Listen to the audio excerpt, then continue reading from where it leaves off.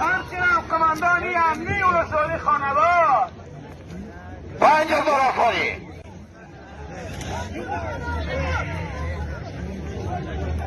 5000 افغانی 5000 افغانی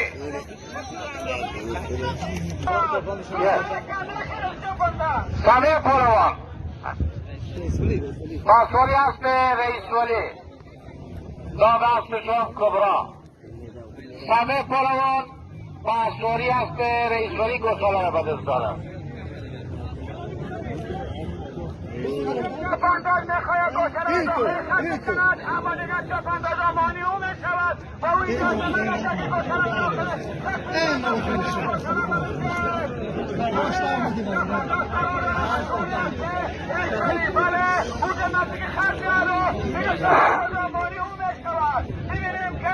گوساله دست سامع پهلوان سالم تا 5000 افغانی از طرف مدیر صاحب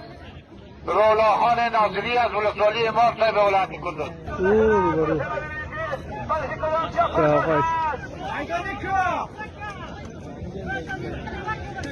سامع میدانی کو سامع میدانی کو سامع میدانی کو سامع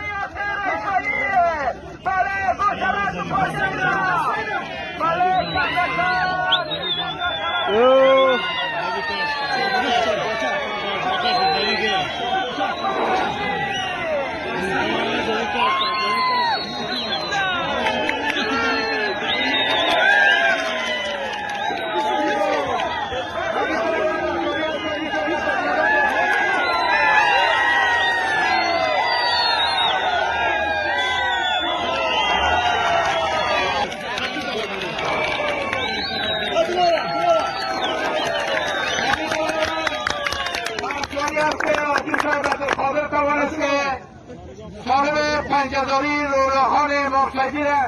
نصیب شد به افتخارشان تختید